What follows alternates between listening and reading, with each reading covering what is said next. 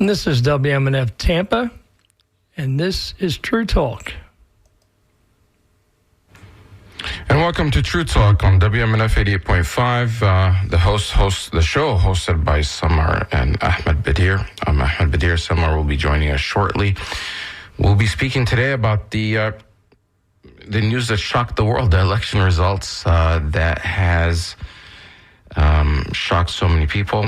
I wasn't necessarily that surprised. I felt like Trump had this momentum going. I did not think that he was going to win in such a big way. I knew it was going to be tight. And I even felt like even if it was too close, he was going to claim victory anyway.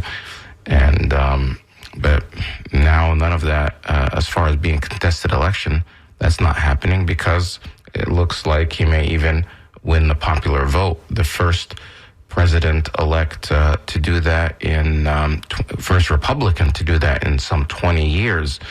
Summer and I will be speaking about what the results of the election and Trump's winning, what impact it will have on foreign policy, specifically about the Middle East, and the ongoing genocide in Gaza, where Israel is not relenting. They're continuing to bomb and kill women and children and infrastructure and hospitals, especially in North Gaza, where hundreds of thousands are now trapped and starving, where Israel is not allowing food or any humanitarian aid to get in.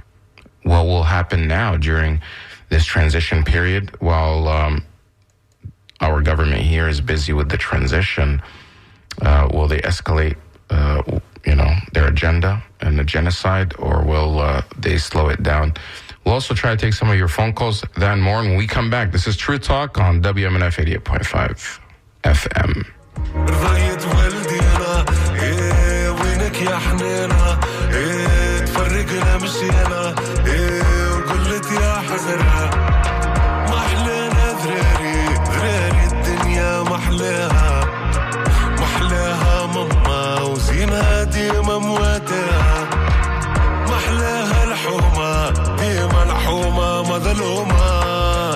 قتلتنا الشيخة وزادت قتلتنا الحكومة. فكرت اللمة قسمنا اللي فما وكل حد وهمه وكنا محلانا واليوم زمامة وبكات الماما خشومات في الشمة شكون اللي بلانا.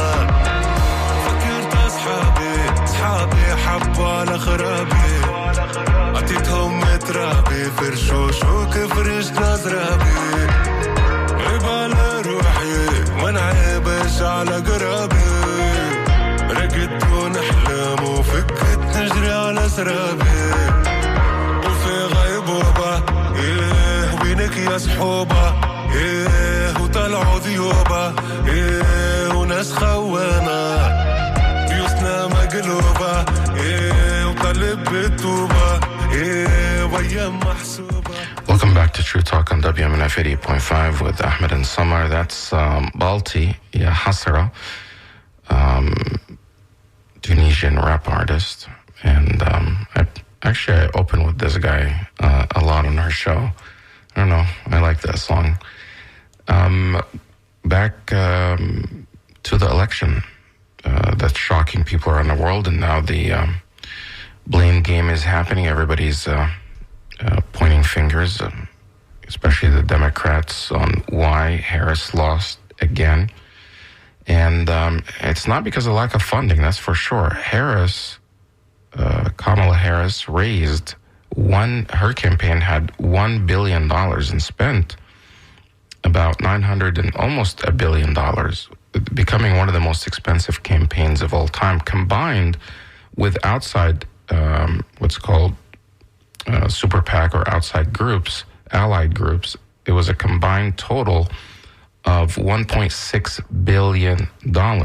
Trump, on the other hand, raised $381 million, something like a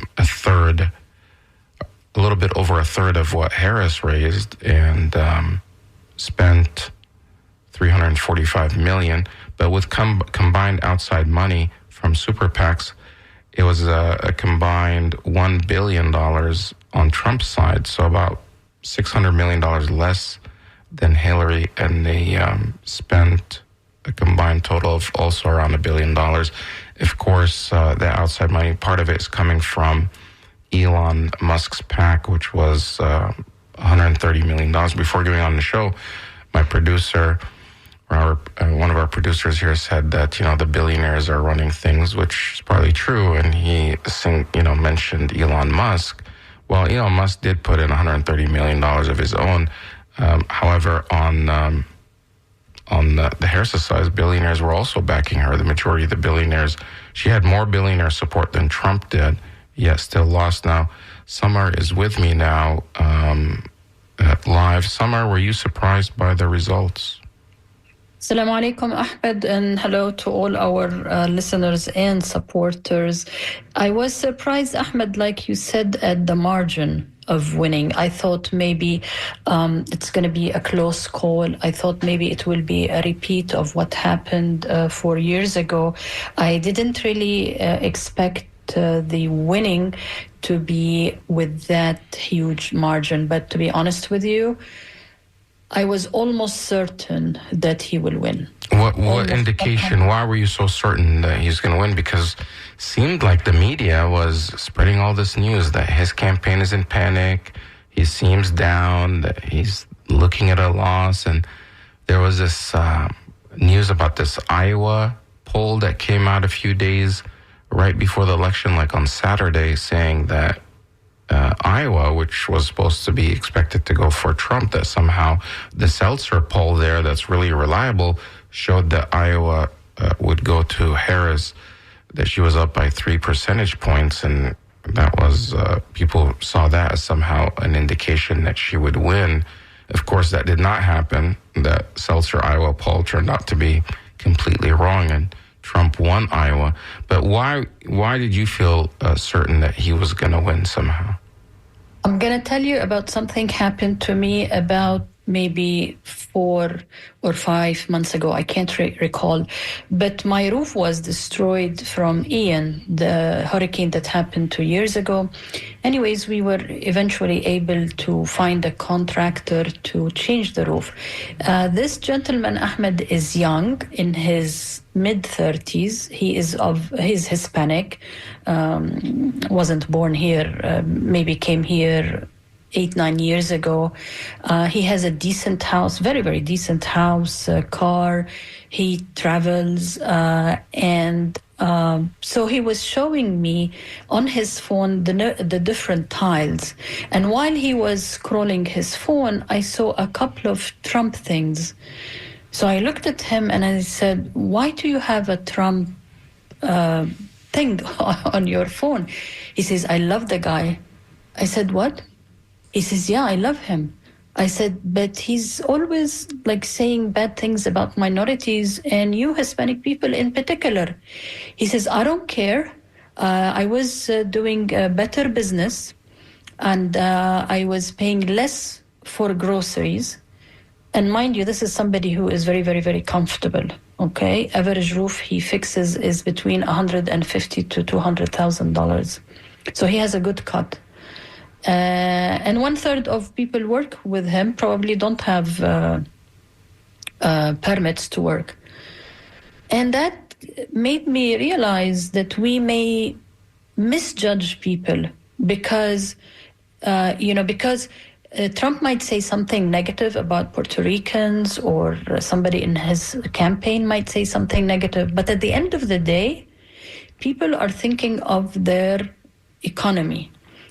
About how much they are paying at the grocery stores, how much they were, for instance, impacted by closures during COVID, how much less money they are making during Biden administration, or how much less the money they are making is doing it. So at the end of the day, you and I may look at things from an elitist point of view, not necessarily. I'm not looking from not you, but maybe the pundits. Okay, for instance, pundits. I'll give you one more example.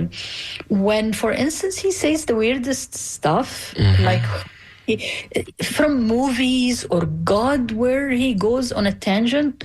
Again, let me talk about myself. I would say, oh my God, is he becoming senile? Is this a memory issue? Average people find it funny and relatable. Okay. And I live in a city that is always going Republican in voting, and 90% of people I know are Republicans, and they don't see the things that might upset me as upsetting to them. So that made me learn a lesson from the last, when he won, and it was a surprise for me to start and think and put myself in the shoes of those who voted for him. Right. So I am surprised. Well, I felt that, the momentum after all the enthusiasm around, her replacing Biden, she had this huge bump in the polls, and the media was consolidating behind her and kept promoting the possibility of the historic win for the first woman president and the first Black woman and Indian woman, and it would all be these firsts. And a lot of it was focused on identity politics. But once they started campaigning, it was again the same message of 2020, and even the same message of 2016. Well, vote for us because we're not Trump, and not necessarily talking about issues that were impacting everyday people. So I thought Trump. But later on, when she started doing that, things were switching, and Trump started having the momentum. But then I had my second thoughts after that Madison Square Gardens rally, where the opening act, this comedian made the comment about Puerto Rico being, an island of garbage. And of course, the media pushed this narrative that somehow, as if Trump himself had said it, but it was all over. And Puerto Ricans were upset, and Bad Bunny and all these, and Jennifer Lopez and other Latinos came out and immediately endorsed Harris. And people thought that, and especially in Pennsylvania, where there's 500,000 Puerto Rican voters, that would tilt the scales. So yeah, I had my concerns, but as it got closer, I felt either Trump still had the advantage, or if it's too close, they had this backup plan to somehow again do what they did in 2020 by trying to deny the certification and then push it to the House. But one thing, on the night of the election itself, I was looking at Georgia and North Carolina. I felt like if they went to Trump, then she can't recover, because those were the ones that get reported early on. And once that happened, I felt like there's no chance she can come back. But even before that, the margin that she won Florida was much bigger than anyone anticipated. And it happened so fast and by such a huge margin, especially also in South Florida. That gave an indication that things are not going well for her, because, of course, there are a lot of Puerto Ricans and a lot of Latino voters in Florida itself. And the fact that it wasn't even close showed that, he had the momentum and it was going to be a better night for him. But we want to talk, Samar, more about the foreign policy specifically and the immigrant vote and, the votes outside, white and Black. But even talking about foreign policy, how it impacted, because one of the biggest differences this time around, of course, as you know, Harris underperformed everywhere compared to Biden in 2020. But the more drastic underperformance, of course, came from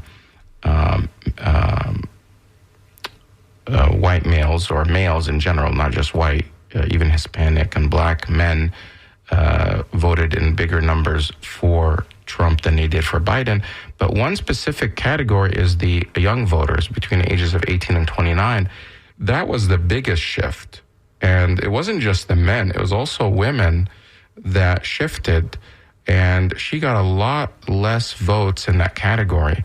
And some people are attributing it to foreign policy and also what they've, happened in Gaza, because that segment of the population, that those young voters, care more about that issue than other categories. And that actually made a big difference in states like Michigan and Pennsylvania, So even though, of course, Gaza and the genocide that's happening there was not the only issue I felt like it was one of the contributing factors to their defeat, especially in states like Michigan. And, the polls had her up in Michigan, but she was defeated there. I don't know if you felt the same way, that the ongoing genocide in Gaza. Of course, we say Gaza in Arabic, it's Gaza. In English, they say Gaza. So sometimes it's interchangeable. But did you feel like so it wasn't just the Muslim and Arab vote that was impacted. We'll talk about that in a little bit, but just a general vote of young people. Gaza turned out to be something that's important to them, and they reacted accordingly. I would agree with you, Ahmed, when it comes to the young people, because a vote for Trump does not necessarily in agreement with all his policies, or as much as they want to make sure that the same administration that didn't care about the Arab vote or the Muslim vote or the Palestinian vote and refused to meet with any representative of the mass voters who cared about Palestine and Gaza and what is going on.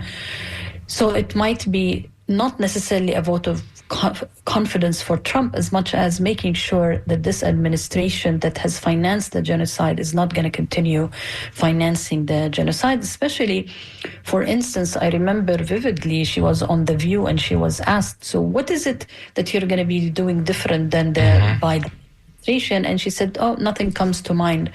So she's not offering anything new for young people maybe, or everyone will have his own reasons why he didn't vote for Kamala and why he voted for Trump. But not every vote for Trump necessarily means in support of Trump. Correct. As much as in defiance of Kamala. But I think, Ahmed, we will need more time to really analyze and study to what degree Gaza played a factor. But maybe it is in the larger context of Americans are sick and tired of financing wars. Yeah, and he depicted himself as anti-war. Like, it seems like things flipped around. Kamala is going around campaigning with Liz Cheney, one of the most hawkish pro-war members of Congress on the far right. Of course, she differed with Trump on some things, but this is the daughter of Dick Cheney, another neocon war hawk, and she embraces his ideology, says she talks to her father daily, but she's going on the campaign trail, and both Dick Cheney and Liz Cheney, one of the most pro-war politicians of our time, are going around with Kamala Harris trying to convince voters in states like Michigan, Pennsylvania to vote for her, while Trump is saying, hey, Liz Cheney is a war hawk, and she just wants to go to war. She wants to, bomb everybody. And this is her father that destroyed the Middle East. And he's saying, I'm going to stop wars. It was just crazy. It's like they swapped places. Takes her to an area where you have 165,000 Iraqis living. Like, who was advising these people? Like, how could... there are at least 1 million Iraqi civilians dead because of Cheney. Of Dick Cheney, yeah, Liz Cheney's father. So even if those people hate Trump, but they definitely hate somebody that destroyed their country and bombed their people even more, like Dick Cheney. So, like you said, it's going to need a lot more analysis, a lot more data, a lot more research, but a combination of all those factors, especially, foreign policy, because there was a lot of exit polling. And 18 to 29 vote was critical. They came out in large numbers. And that segment, the issues that they cared about, being, of course, the economy, but one of them was foreign policy. And foreign policy, the New York Times called it foreign policy, but really that foreign policy was Gaza. So that's one of the top issues. But I remember early on in the campaign, even when Biden, before Harris was swapped in as the candidate, and the Biden administration refused to address or try to at all change their rhetoric or their policies about arming Israel, in the ongoing genocide in Gaza. And one of the reasons the Democratic pundits or strategists kept repeating as well, the American public and the voters, they don't really care about Gaza. And they kept showing that the young people and people because, there was a wave of the campus encampments and protests that were happening. And they kept providing polling that shows that young people and students don't care about Gaza. It's not a top issue for them, that it's really not that important. It's not a factor in who they support this coming election. But that turned out to all be wrong. The reality is it was a factor. It was one of the top 5 issues, and it made a difference. So it's just like I felt Biden's polling or likability was going downhill, especially among his base, the liberal base and the progressives. And that's one of the reasons people were not excited about him. He ended up having to leave. I think Gaza played a role in that. And I also believe that the Gaza genocide played a role in Harris's defeat. A lot of people are pointing fingers. Some of them are blaming Biden himself and saying that Biden threw Kamala over a glass cliff and he should have pulled out earlier. He's the one to blame. The reality is Kamala, she just basically continued the policies of Biden and would not distance herself or pivot away from him, and kept saying that she's not going to do anything really that different, and to continue the current policies. But the electorate as a whole felt like they're anti-establishment. They don't like the direction of the country, and they want change. So of the two options, Harris represented continuing the status quo, keeping things as is, and Trump represented change. As much as even people may not like who he is, but he was the only vehicle that is promising to disrupt. And even though they may not have agreed with all his rhetoric and policies and hate and discrimination and misogyny, yet they want change. They feel like this government, and for the past maybe 10 years, 20 years, hasn't been working for them, regardless of who's in office. And Trump is seen as not only anti-democratic establishment, he's also anti-Republican establishment. So they see him as some sort of disruptor. Some people say like a bull in a china shop. They think this china shop should just be dismantled or destroyed and start all over. People really feel like their government is not working for them, and who could blame them? When you look at both sides are pretty much in the pockets of the corporations, whether it's the Republicans talking about the establishment, and whoever's in office is more loyal to the billionaire class and the corporations than they are to the people. And you can't really see a big difference between both sides except on social cultural issues like abortion, LGBTQ, and that basically came down to that. That's really, when you look at the Democrats, the establishment, that's what they've been talking about instead of bread and butter issues, economy, the inflation, how it's impacting people's lives, etc. Actually, Ahmed, I want to read to you a tweet I put in the Arabic language. I think it addresses what you have just said about the wealth increase between November 5 and November 6. Okay? Mm-hmm. Like 2 days ago. Elon Musk only, his wealth increased 10%. His wealth is $290 billion. After the election results. After the election results, just him, he made $26.5 billion in one day. Jeff Bezos' wealth increased 3%.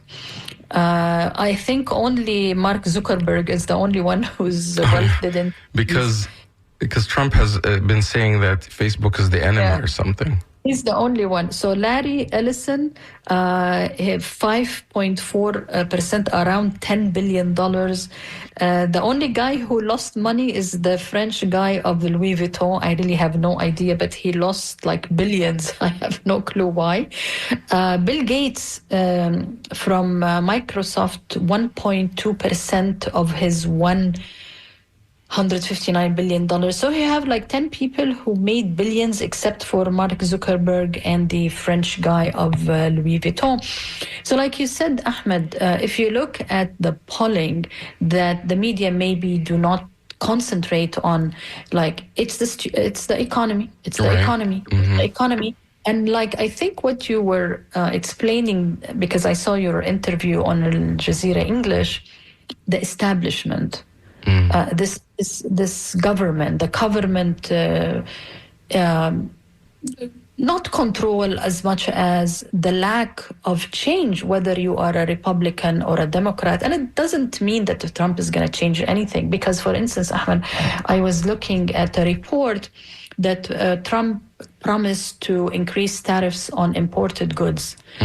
But for God's sake, half of what we eat and drink and consume is imported from outside the U.S. Right. So that means somebody higher prices. With the company, it's going to be an average for an average household. It's $2,600 more to pay on top of what more you are paying now, because those countries will increase maybe our tariffs on our imports going to their countries. But also, if I am a shop and I have to sell you cheese that is foreign, I'm going to increase the prices.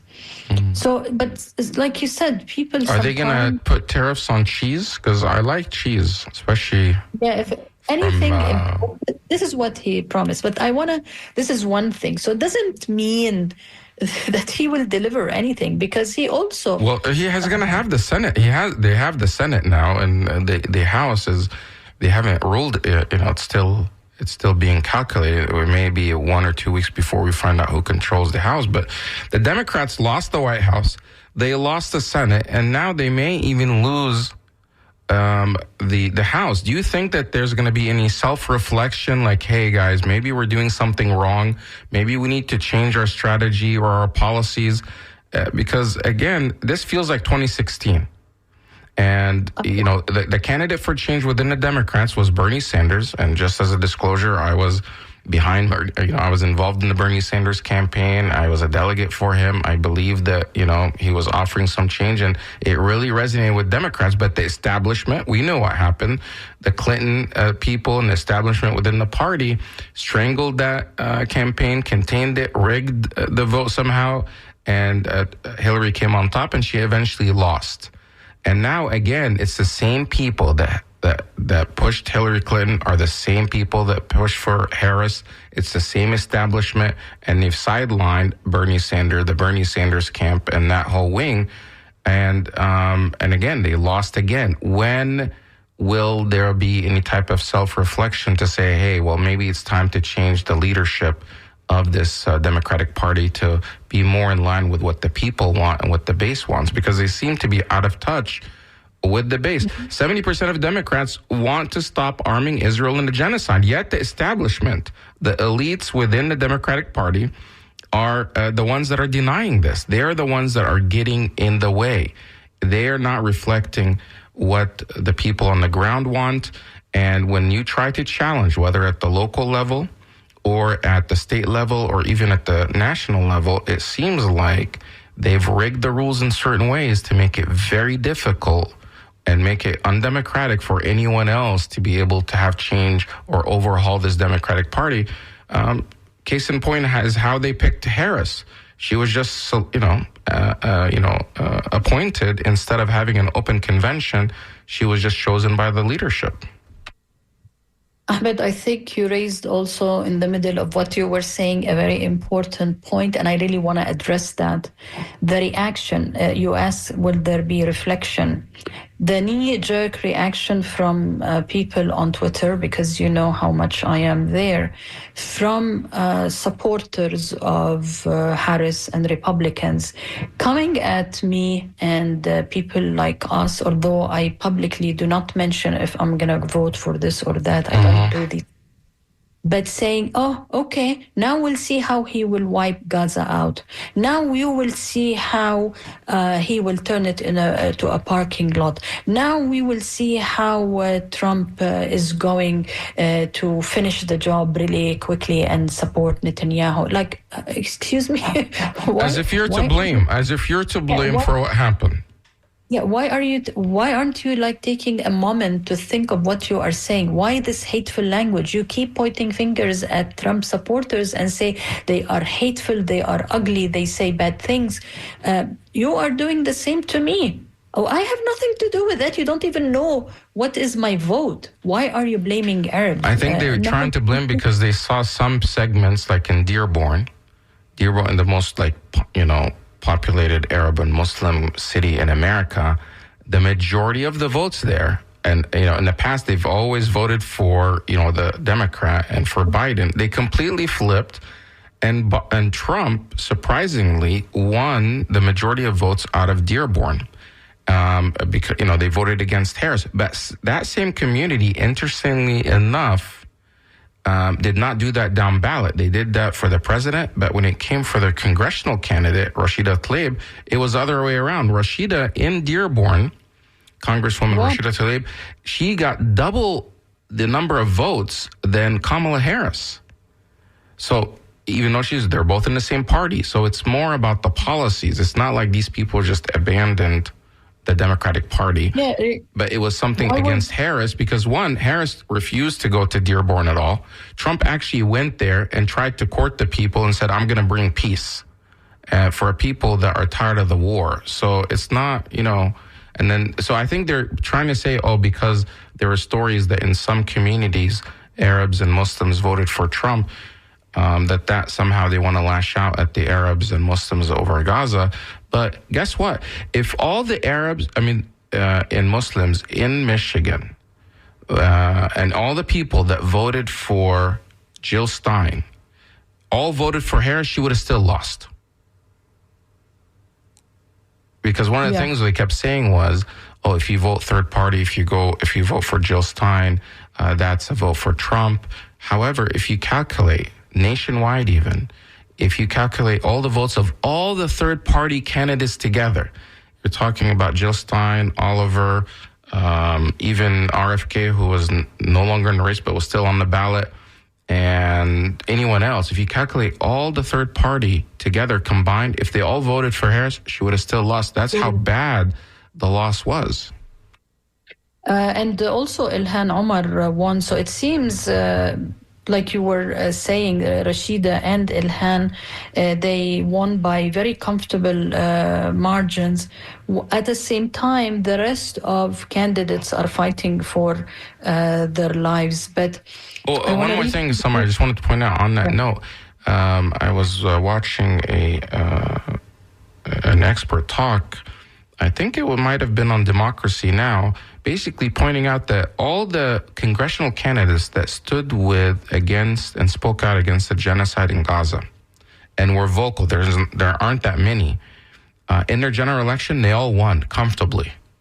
They did not lose. So the idea that somehow if you speak out for Gaza, that will hurt you in the general election, that did not happen. Like you mentioned, Rashida, Ilhan, Samar Lee, they all won their elections, and actually by way margin. So on one hand, Harris lost, right?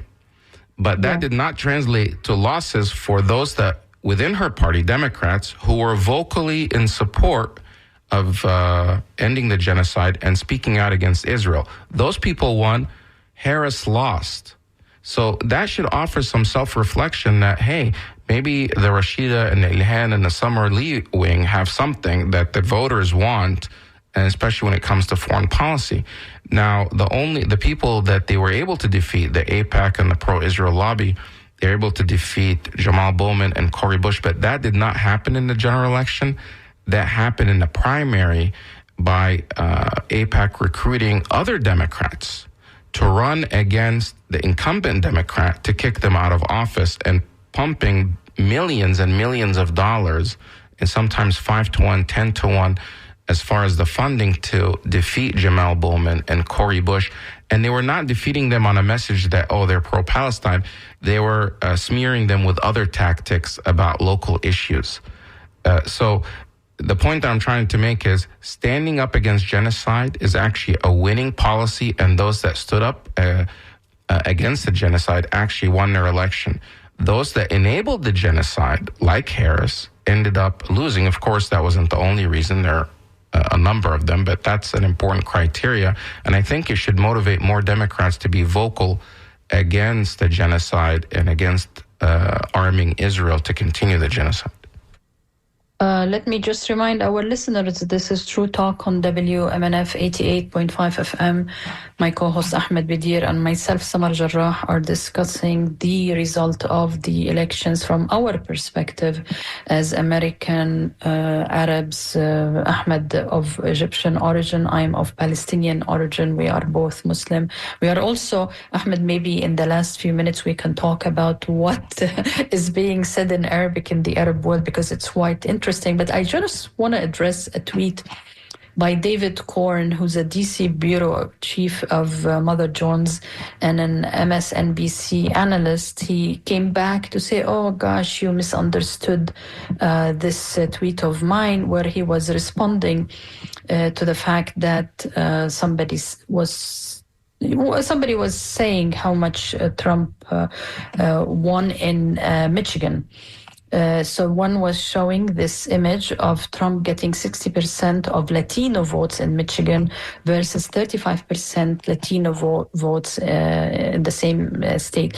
So David Korn says perhaps massive deportations will affect how they see Trump. They need really, like you said, if they want to salvage the Democratic Party and salvage and think, okay, what can we do after the 4 years, how can we defeat, because I am sure his vice president will be running for office.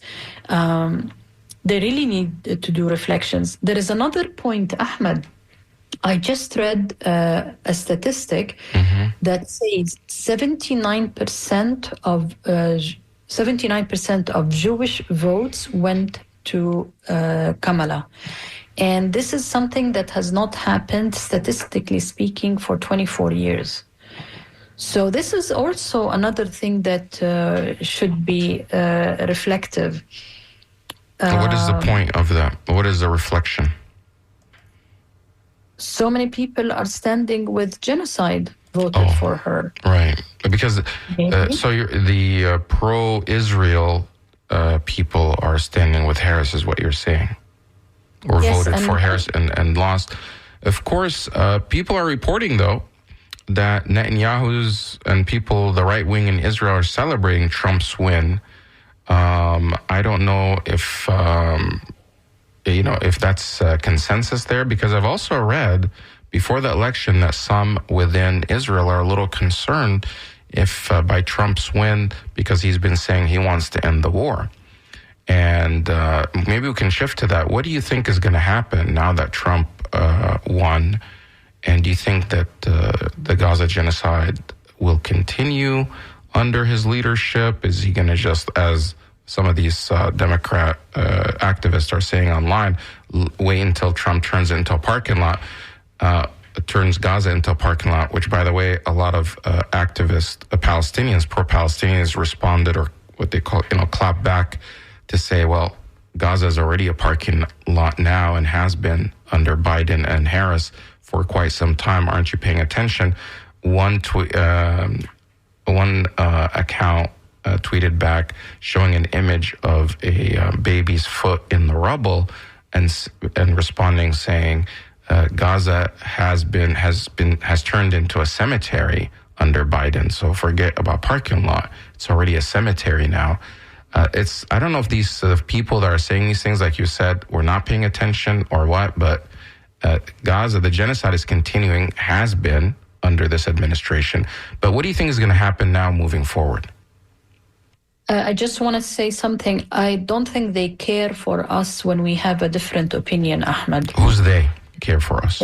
Like you say, or these Democrats, for instance, who are saying you're going to see what Trump is going to do to you. He's going to turn it into a parking lot.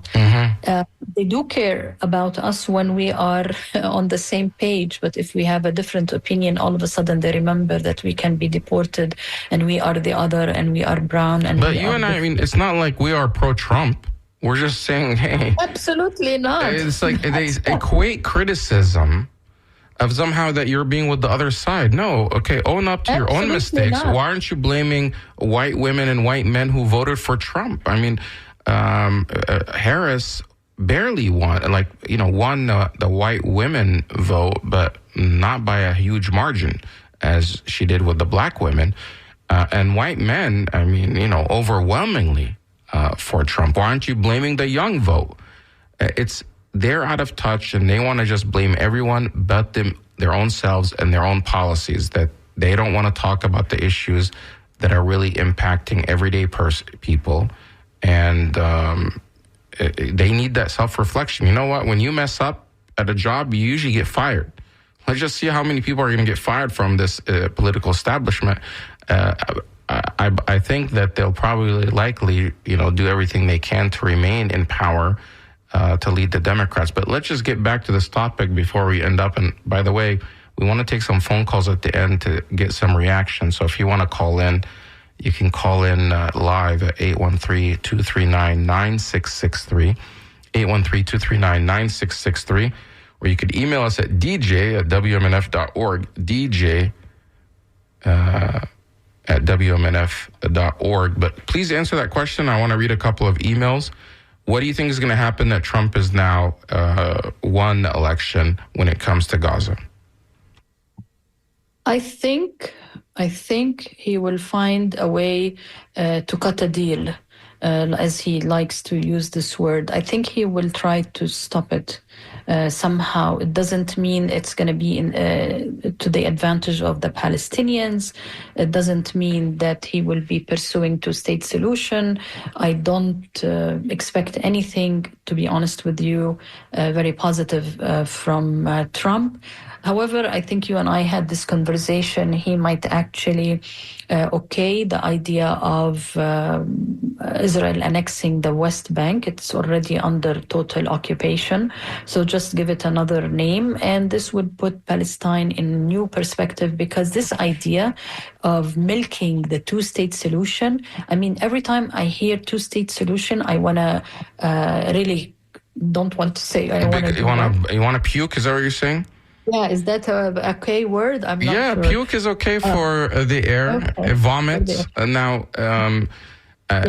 so really, it's dead. So not that, because just to clarify to people, you're not against it because you're against people having their own states, but you're saying that because it's a facade. It's not possible anymore. They're just using it as an excuse to just further, as if somehow there's hope for it, but it's non-existent. It can never happen anymore because of how much land Israel has already taken and occupied and built settlements all over the land. If there's a two-state solution, the land of the Palestinians is all populated now with Israeli settlers, right? Is that what you're saying? Exactly. It's worse than Swiss cheese. It's hopeless. There is nothing called two-state solution. So it's indicative of how the Democratic Party, and before it, of course, the Republican Party, always sell this idea of two-state solution, which is undoable and unattainable and too late to do it. So maybe really we have to face the reality that there is an apartheid state. There is a law. If you are Jewish, you are protected under it, and any person and any property that is not Jewish is going to be living under a different set of laws, and you can be killed, and anything can happen to you.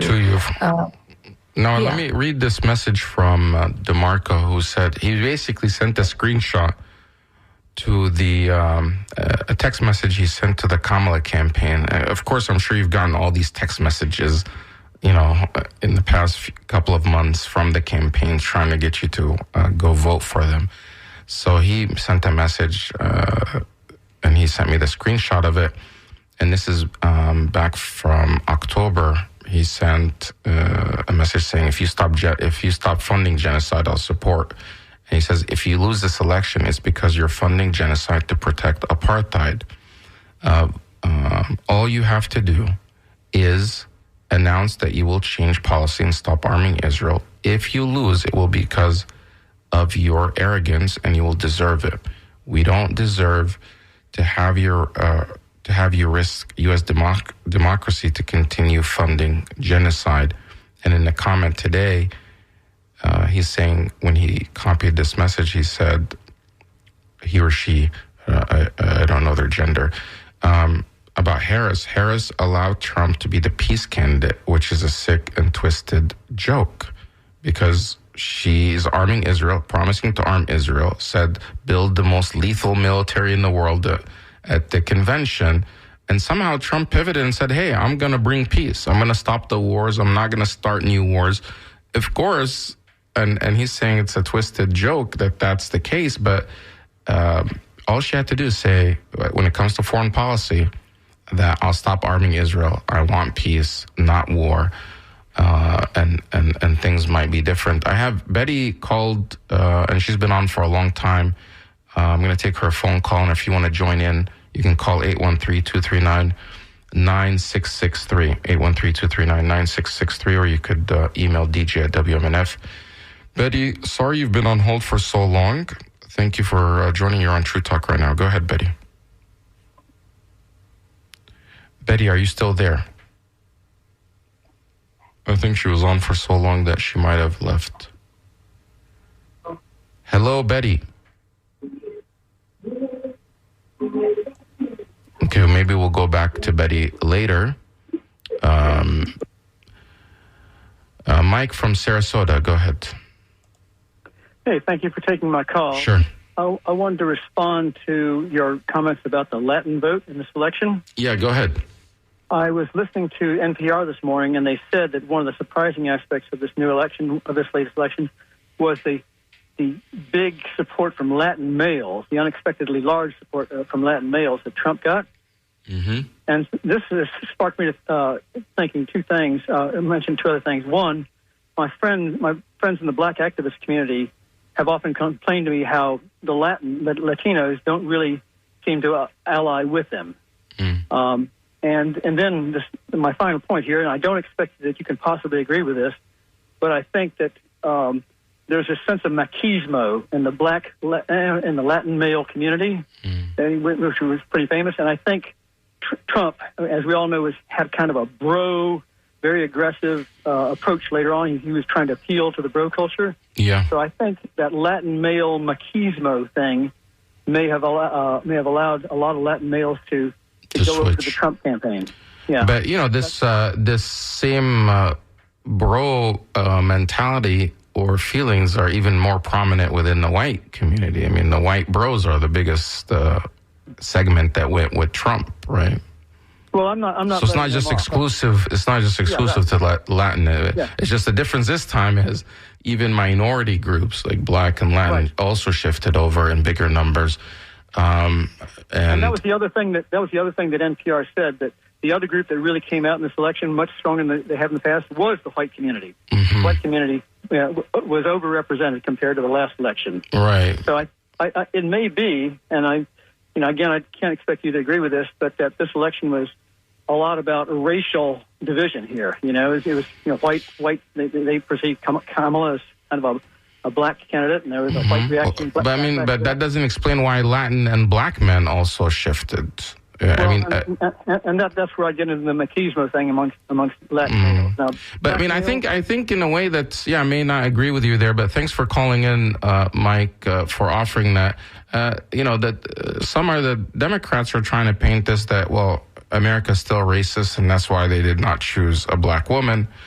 America is still misogynist, that's why they didn't choose a woman, and that's the reason. They don't necessarily want to make the connection that this is about policy. And, Bernie Sanders issued a statement saying that how does the party expect how does a party, the Democratic Party, who abandoned the working class, expect the working class not to abandon them?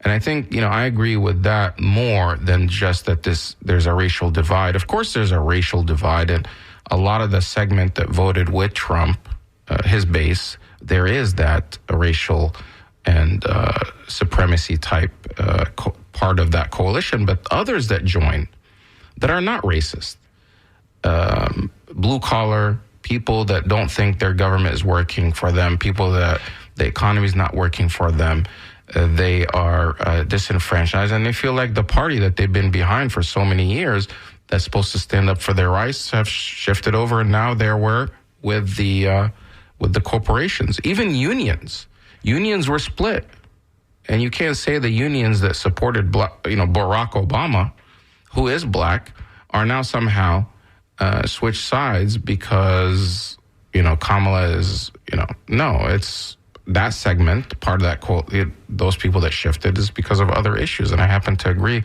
more on the side of Bernie Sanders. But I also think that the foreign policy elements when it comes to Gaza and, spending billions of dollars, sending billions of dollars of weapons to kill women and children in Gaza, instead of spending it here at home to help our everyday American. I think people are tired of that. Even Ukraine, they're tired of spending so much money overseas on these military, supporting militaries and American, what they think is American, what some call American imperialism, while ignoring the spending here at home, while infrastructure and healthcare and people can't afford groceries, they can't buy houses, the rent has skyrocketed, and you're still sending billions overseas. I think people, so the coalition that came together to support Trump, it's not necessarily all because they like Trump, and it's not because they're all racist, and it's not because they're all misogynist.